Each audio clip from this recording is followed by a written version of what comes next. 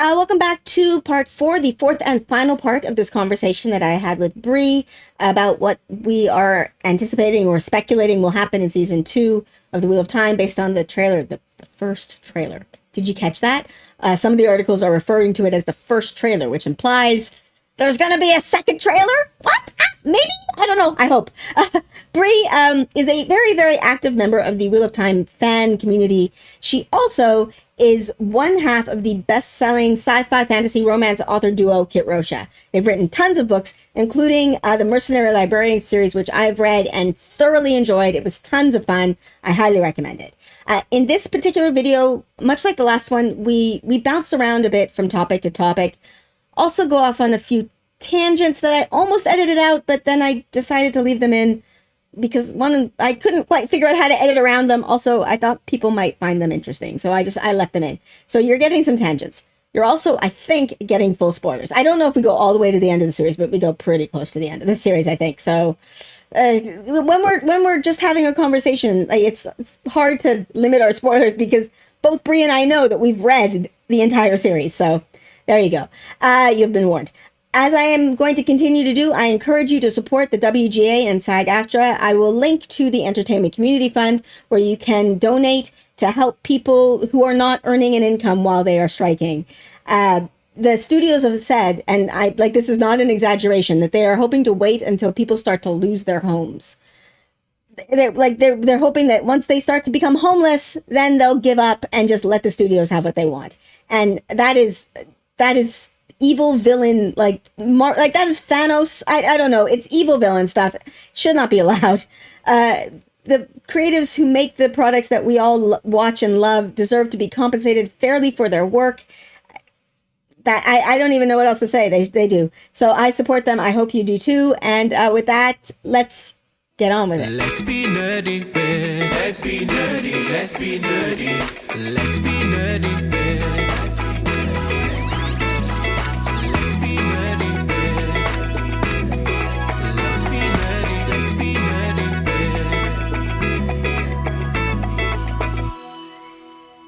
Other thoughts that I had, just specific things I wanted to talk about from the trailer. Blah, blah, blah. Where is it? Oh, Avienda.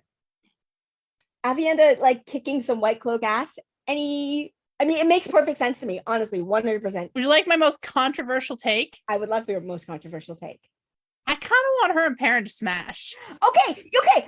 You have not watched my my 70 things I missed video, because basically what you just said was something I said in that video. It just occurred to me watching that. I know I'm not the first person to say this, but whatever. It might be that Avienda is the Aiel in the cage, right? And you know how everybody ships Perrin and Gaul? People are going to ship Perrin and Avi, and that just made my brain melt because it's not a ship I have ever considered. Like, it has never entered my mind until I was looking at them on the same screen, and I was like, people are going to want this. And here I am talking to somebody who wants this, and it's so weird. Now, I have wanted this for a while. What? There was a leaked potential audition script. Yes, I have heard about that. And everybody read it, and they were all like, oh my God, because like it indicates that maybe this is Perrin like saving Avienda from a cage, or like somehow saving her. And but there's this scene in this line in it basically where Perrin's basically like asking her to hurt him, and it seems like some sort of guilt absolution thing. Yeah. And everybody else is just freaking out about Gaul, and I'm like, you guys, this is getting kinky. I mean, the reason I think they're gonna smash. So like, I'm sorry, my romance author alarms went off like 9,000%. Perrin's just looking for someone to hurt him a little. And like, I think the one thing I want in this show, if it does anything, is to like let these people have sex with people who are not there forever and ever. Yes. Yes. It's okay. Yes. Oh, they can just smash and then like go their separate ways. It does not have to be a forever thing. Yeah. It can just be two people having a rough time. Let's get it on. Yes, because that is a pet peeve of mine, actually. I think I talked about it in a video ages ago, like maybe my romance video, where I was like, every single person that for like they all meet the one, and then they never vary Yes. from the one. And it like even Rand with his 3 women, every single one of them is the one. Like it's. You did say that in your romance video. I'm going to tell you something now that Yeah. I don't know if I've ever told you. Because I was watching your videos before I started like talking to you. And I got to the romance one and I was like, oh my God, do I watch it or not? Because like watching a fantasy person talk about romance is like the point where you're like, this person is about to offend me and I'm never gonna like them the same way again. Right. Just most of the time, because they are all, but yours was great and I loved it. And that is like, that's probably part of why we're friends now. That makes me warm fuzzies. Thanks. So things I don't even think about when I make a video, obviously, because we didn't know each other at that point. So but yeah. I also did find a thing where I tweeted before I knew you a screen cap of why so much spanking that you had put on your thing. And I was like, this creator gets me. There's a lot of spanking. There's a lot of spanking. There is a lot of spanking. But you know what? If Avienda and Perrin want to spank for fun, let's go. Yes. Fun, consensual spanking, please. Although Avienda and Perrin, sorry, I understand it because I want them on screen. It makes sense. It's just of all the 2 characters, like that to me is like, I don't know if somebody. It is not a forever ship. No, it is not. But forever compatible. But it fully like it. I'm trying to pull characters that I would know, like Bail Domon and Asmodean. I'm like it. Why that's the level of. No, what? Here's the thing. What? You want someone who can handle your conflicted violence wolfman self. Get you a Maiden of the Spear. 100%. She's not scared. Yeah. She's not worried. She can handle you. It works. It's just also like they're, you smash the dolls together to make a ship. They're dolls that have been in separate rooms that I've never once thought of smashing together. And now they're in the same room. And I'm just like, but. I mean, to be fair, my job is to smash dolls together. Yes, I know. Figuring out reasons that we should smash the dolls together, or sometimes that we shouldn't. Yeah. But the minute they dropped that script, I was like, oh shit, oh shit, are they doing this? And is nobody else seeing this? And nobody else was seeing it, of course, because it was very random. But yeah, I mean, I showed it to other romance authors, and they were seeing it. Yeah. I didn't see it until they were like, I paused the screenshot and it was like, that's Perrin and that's Egwene, and people are gonna do it. People are gonna do it in their minds. But okay, any other thoughts just aside from the mwah of it all? Any other thoughts on that storyline? I'm excited to see, because okay, last season we gave Perrin a Tuathon view of peace versus violence. Is there anything better to round this arc off than giving him the fallen Tuathon? Peace versus violence. And that works. And I mean, because it works on like just the obvious levels. I'm sorry, I'm very excited about this because it works on the obvious levels. The violent people versus the peaceful people, but it's also in world context of their literal mirror versions of each other. Yep. Yes. Give it to me. I love it. Oh, mwah. That's so good. Yeah. So we got Isla versus Avienda and their respective worldviews on peace and violence. So a lot for Perrin to take in. Oh, I love that. That is so good. Oh, yes. Okay. Also 2 extremes. And I feel like what's going to happen then is if we give him one extreme to connect to in season 1 and the other in season 2, season 3, hopefully he can do a straight line drive towards the end where he realizes the path is the middle. Yes, exactly. And we don't murder everybody who pokes a tree, but we also don't let Trollocs eat babies. Yes. Like you can. Yes. I did not win the trial about the I know, but you guys did good. We got him on trespassing.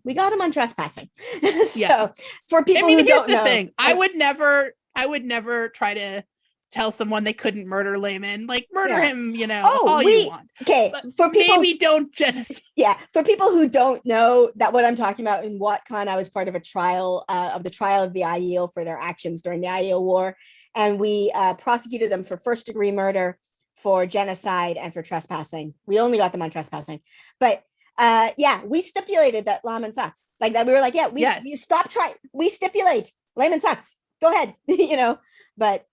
It was, yeah. You can murder him, maybe don't murder everyone else. So I saw a tweet that was, this war could have been an email. That was a me quote that ended up coming out during the trial. I was very proud of that, because the whole war could have been an email. Like, hey, we don't like Layman. I mean, this war could have been one assassin. Okay, really, you guys, like, if you just really wanted to murder him, you're telling me you're not good enough? Well, we know that they are. This was the issue, and we didn't bring this up in the argument. Sorry, this is up re-prosecuting this trial. One of the issues that we had is that we were prosecuting them for first-degree murder and genocide. If we say that they could have just assassinated him, then that's saying that the first-degree murder was justified. So we couldn't really bring up the whole, why did you kill a bunch of people when you only really wanted to kill one, when we were saying that killing that one was also wrong. Like, we would have been conceding 1 point to win another. So, but anyway. You need to win the genocide point. I know, that's genocide, way bigger. That's all the murders. It's all the murders. I know. But I know. They said you guys did a very good job. We tried really hard. I also hear that there was some jury intimidation going on. There was definitely jury interference. There was knife and stabby stab happening during the trial. I mean, love those girls, but you cannot trust them to keep the knives. Yes. There's a bit of a diversion here, but yes, that's very true. Anyway, we got him on track. Did you hear? Sorry, so maybe I'll cut this out. I don't know. Did you hear what Maria Simmons' sentence for the IEL was?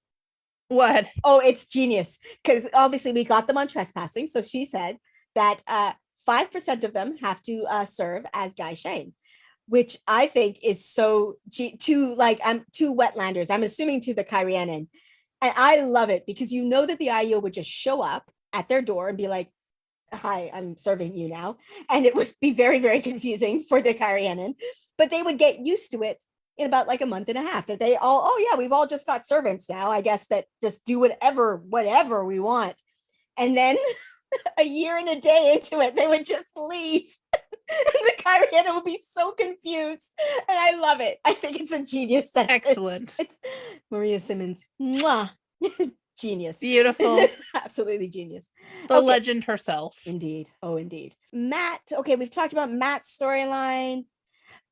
Okay, the explosions at the fort. I was like, that's here. I'm trying to think of what else I've got going on here for storylines that I want to ask about. I do feel like, I mean, if they do Tyr in here, it will just be Rafe brilliantly bait and switched us. Yeah. But we've seen so little of Tyr, I'm feeling less and less like, I mean, my one thing I was holding out for was that mysterious Waygate they tweeted to be Tyr, but we now know that it is wherever they Falmouth, so wherever they take them to get captured there. So I feel like I really think that, and what happened to make me feel like this season is just going to be them all gathering in Falmouth was me thinking about the whole future arc and seeing that like there could be a really fun ways to hit the Kalendor stuff later on. Because, I really like that. I really like that possibility. It's such also like I was thinking about how this was supposed to be a 6-book series, and he claims his sword that marks him the chosen one halfway through it. Yeah. So like putting it as the midpoint, like, you know, when he gets to the actual pulls the sword from the stone, marks himself the chosen one for sure. Yeah. To the point that people can't deny it anymore. Yeah. That's something we could slow down. Yeah, that's true. Actually, Kay, I had another question, but you've just brought, because I do like that switch there. I'm curious as to how you think, because we see a scene where Swan is talking to him, right? Which is obviously, in my opinion, a replacement for that scene in book 2 where she's like, hey, you're the dragon. And he's like, no, yeah. And she's like, yeah. But he's already accepted that he's the dragon, right? Like in season 1, he said that he's the dragon. He's had like memories from Luce there and there. He's like Facebook, like, so I don't think there can be any doubt in his mind that that's who he is. So what do you, because he's not happy in that conversation that he's having with Swan in the show, like in the trailer. What do you think she's talking to him about? What do you think she's saying?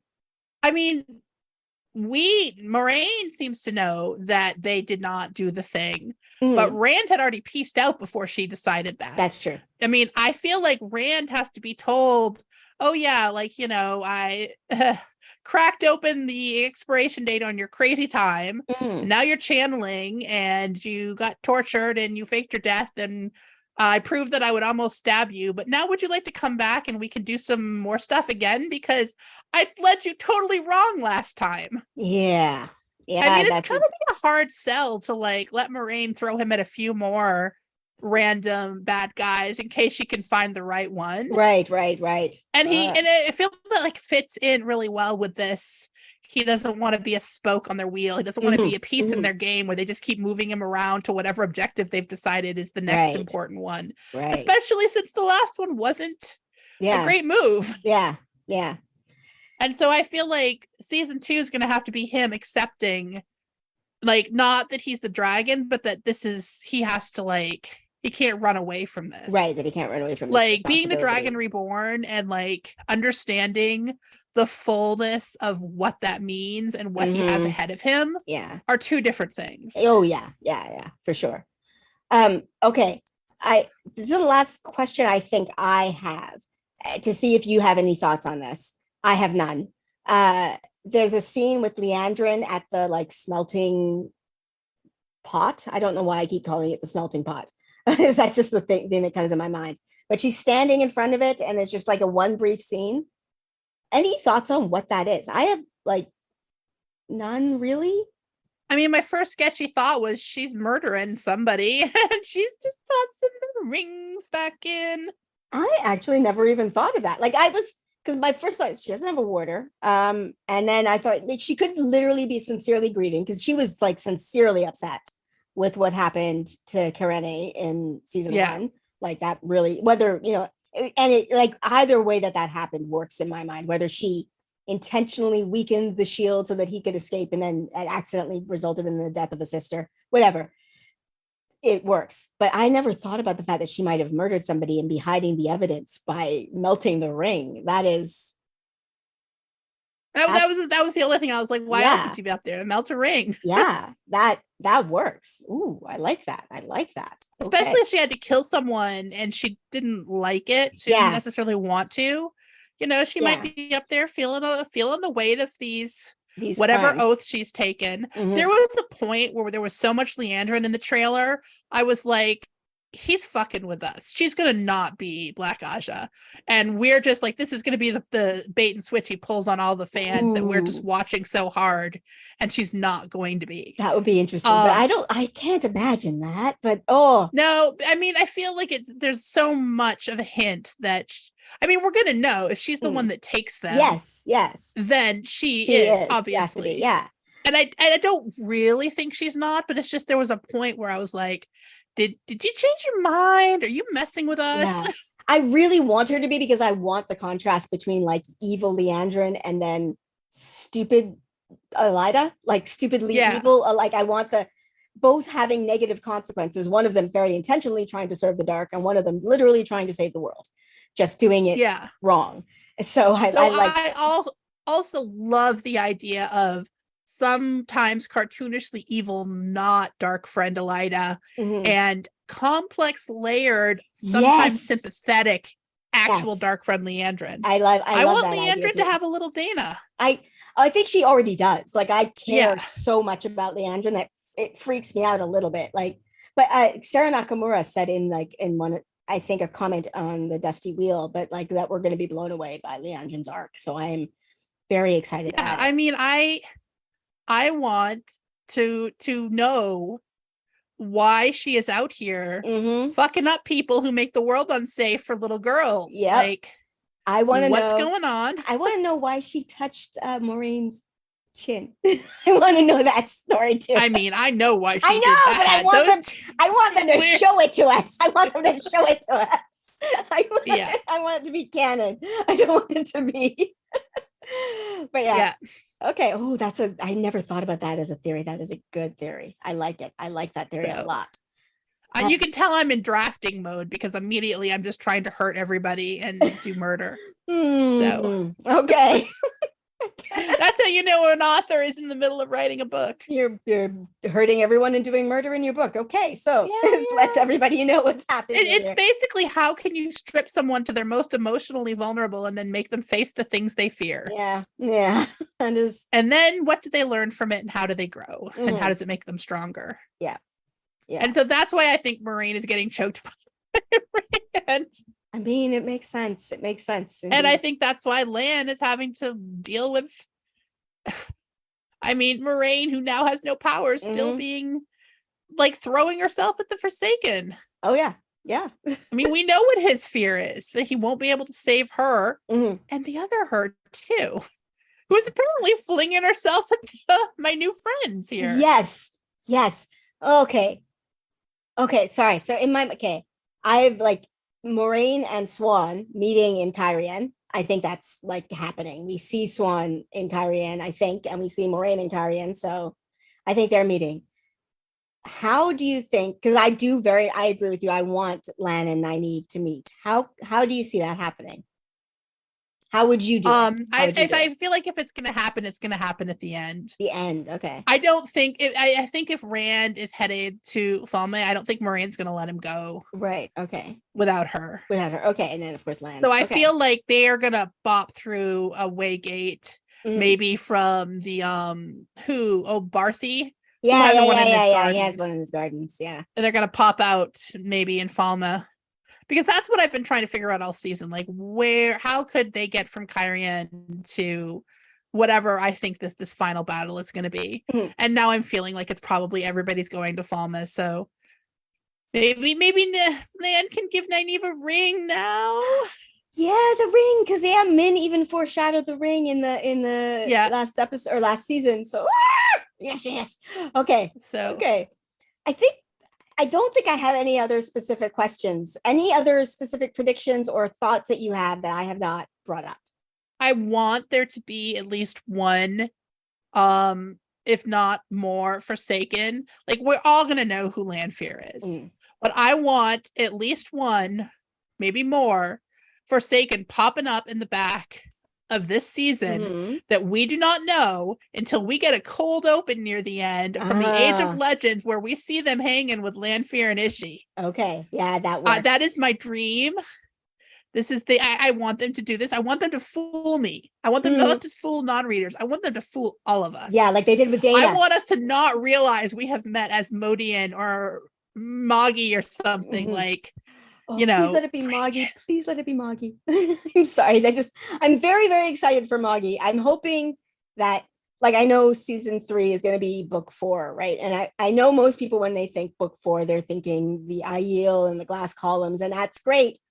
Nynaeve has an amazing arc in book 4, and I'm hoping that she gets that, like, that book. When they say book 4, season 3, they aren't just meaning the Aiel. I'm hoping we're getting.